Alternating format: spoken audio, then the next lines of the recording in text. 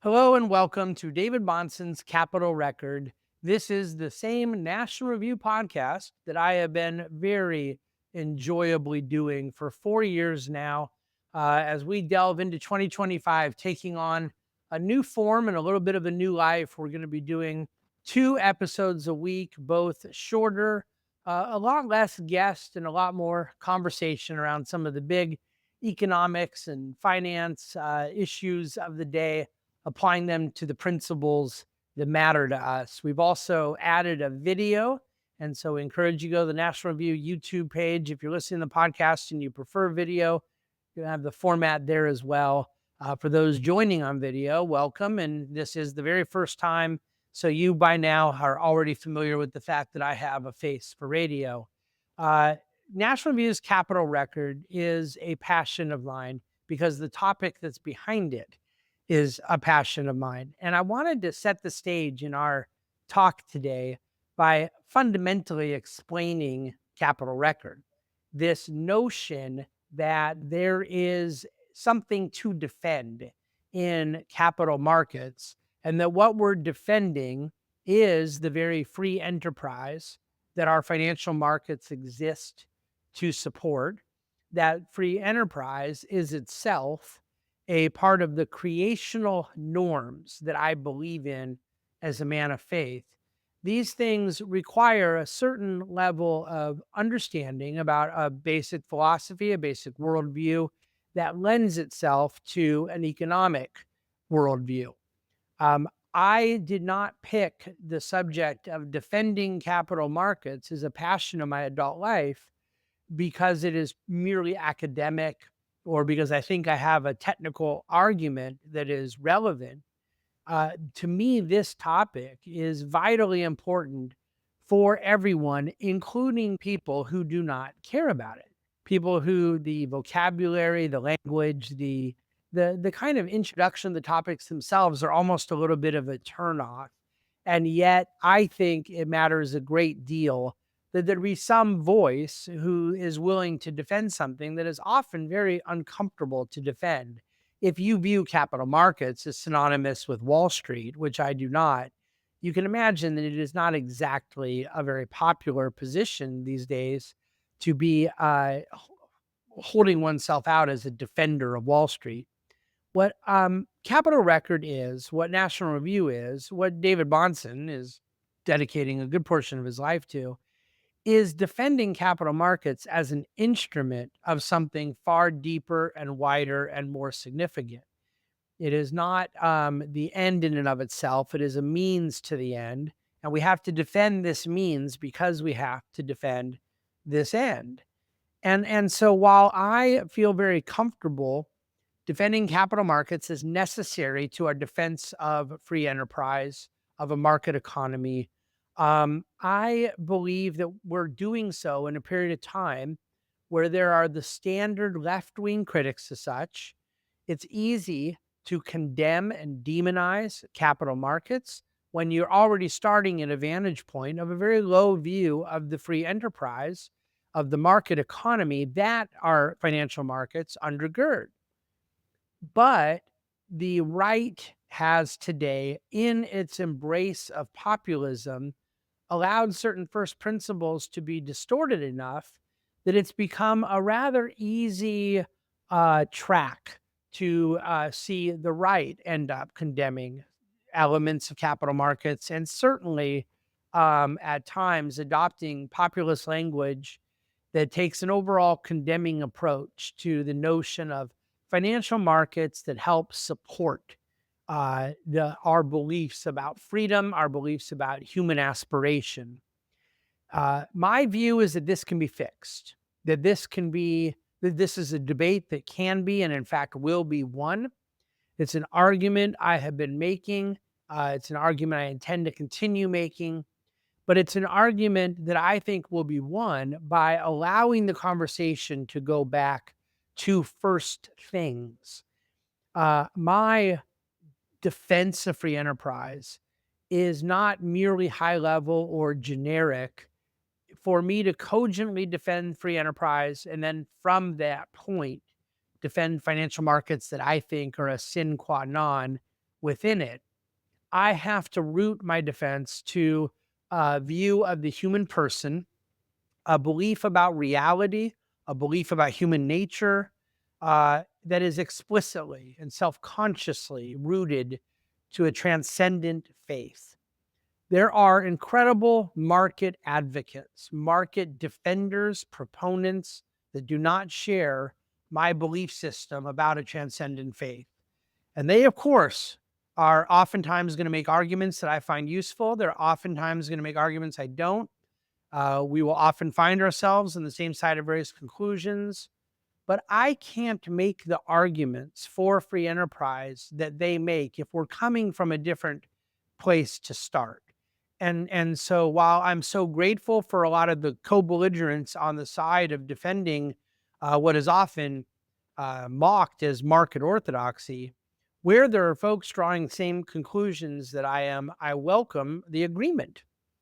But I find it incumbent upon myself to defend what I believe from the vantage point of a coherent belief system. And I am unable to defend free enterprise apart from rooting it to the aforementioned beliefs I have about the human person and about reality itself. So in that sense, I am very willing to explicitly say that, yes, at this podcast, I am making a Christian defense of capital markets. There are other conservative defenses, libertarian defenses, classical defensive that will all have overlap, but the particularity of my economic worldview is differentiated, and crucially so. I believe in freedom. I believe in prosperity. I believe in aspiration, all because of a cause for human flourishing that I believe in.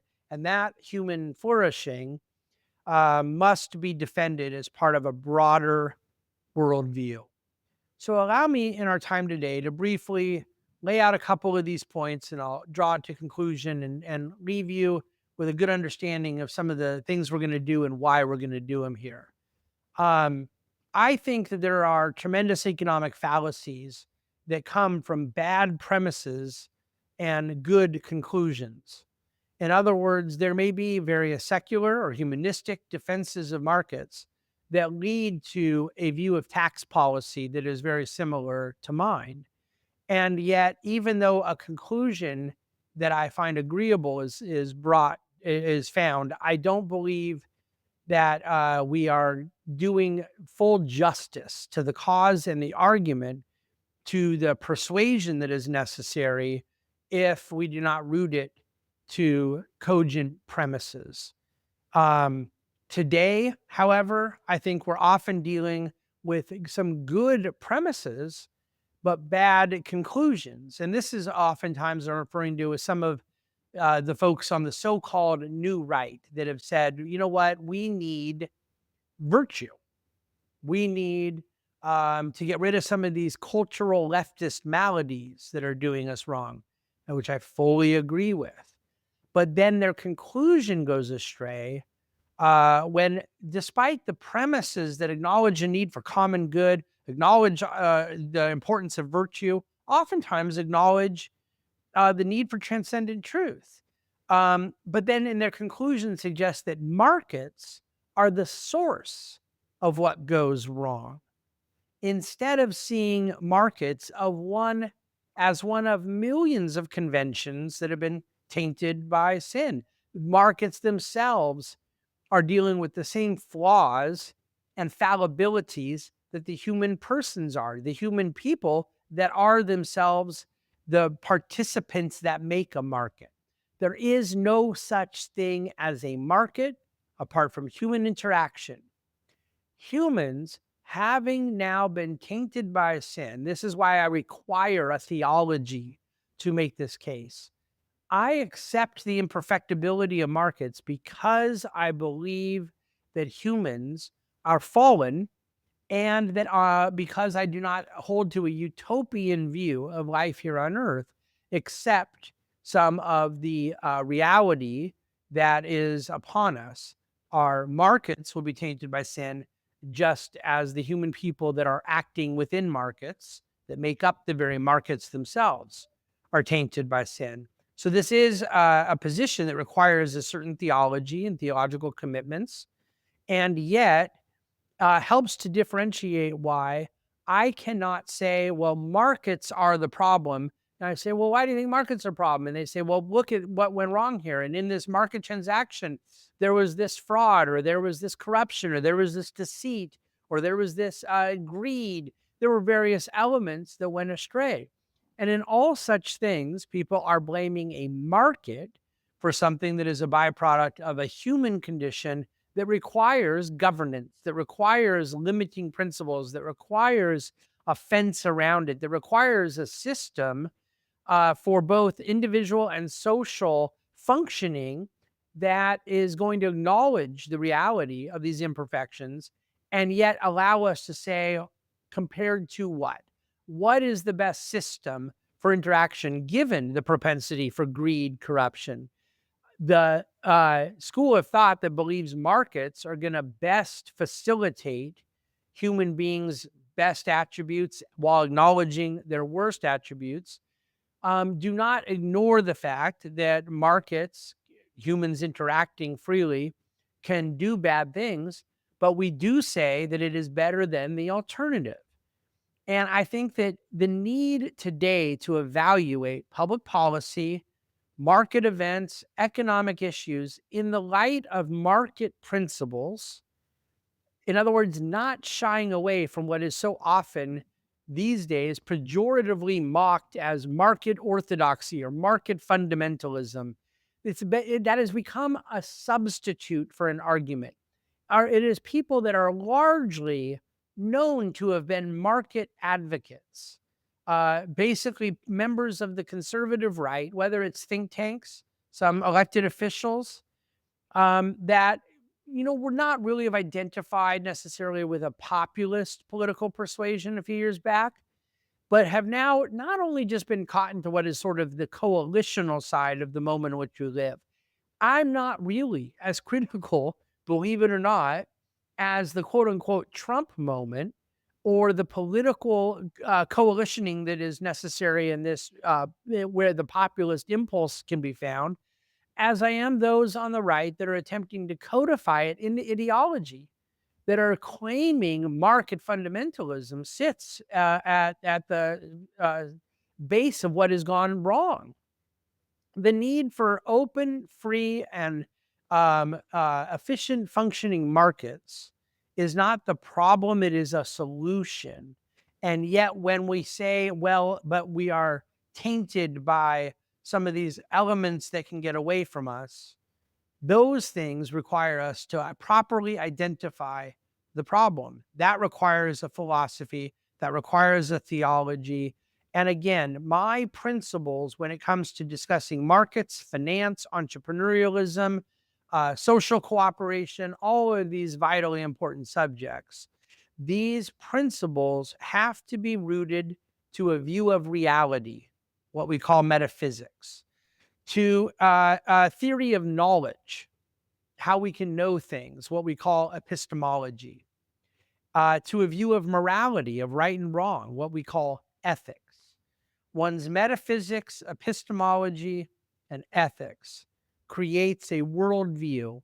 And out of a broad worldview, you now have the ability to develop a cogent economic worldview. So the task at hand is to look at things like labor unions and tax policy and global trade and various elements that matter to financial markets, that matter to a healthy society, that matter to a market economy, and do those things from the vantage point of a properly constructed and ordered worldview. There must be application. It does me no good to have a lot of theory and to use words like metaphysics and epistemology and not have the ability to properly dissect the Nippon Steel acquisition of US Steel or proposed acquisition, to not be able to look at the pros and cons of free trade with allies, free trade with hostile countries, to look at tax policy, whether it be around tariffs on imported goods or marginal tax rates as it pertains to the income tax code. These are issues that all kinds of reasonable men and women can disagree on. But we do ourselves a world of favor when we approach the issue not with a naive and poorly understood hostility to market principles, but rather embrace the worldview that leads to our market principles, an economic worldview that comes from a broader understanding of the world, of reality, of ethics, and indeed of the human person. When those market principles are formed, and when they are formed by, in my opinion, creational norms, those normative lessons we get from creation itself, from the origin of the world, from what we believe about God and his relationship with man, when we have a better understanding of ethical absolutes, not mere relativistic beliefs about right and wrong, but when we tether them to absolute right and wrong, and when these things are informed by, yes, direct revelation. I think you have now the first principles, the strong foundation necessary to engage with critics on the left, with critics on the right, with those that are skeptical about market forces, and even those that might be warm to market forces, but see financial markets as an inconvenient hindrance to market functioning economy. I want to make the case that robust capital markets are vital to free enterprise, that free enterprise is vital to the human person, that what we want out of the human person is vital based on what we believe about reality and ethics, and that all of these things ultimately lead to the best conditions for human flourishing, for the good life, for this kind of aspiration that we have, and being able to define why we have that aspiration, what a good life looks like, and how we can go about getting there, I consider to be the need of the hour. It is the task of Capital Record. And whether the issue one week is tax policy and another week is something more political and another week something more academic, monetary policy plays in, all of these things are going to have to be consistently brought back to first things. Again, the worldview we have, our view of reality, our theory of knowledge, and our understanding of right and wrong. This forms a worldview, and out of a worldview forms the ability to do economics, to do it right. And this is something I intend to dedicate decades of my life to. So thank you for joining us here in this initial 2025 episode of my Capital Record podcast. Grateful to National Review for providing the venue to do this and for their cooperation in the great cause of the day. They are most certainly friends and an institutional ally of the cause of a free and virtuous society. I look forward to another episode here in a couple of days. And please reach out with your suggestions anytime. Email me directly to questions@thebahnsengroup.com. Questions@thebahnsengroup.com. That is where you can find me and make your suggestions for what you'd like to see me address here at David Bahnsen's Capital Record. Thanks for listening. Thanks for watching. I look forward to being with you in a couple of days.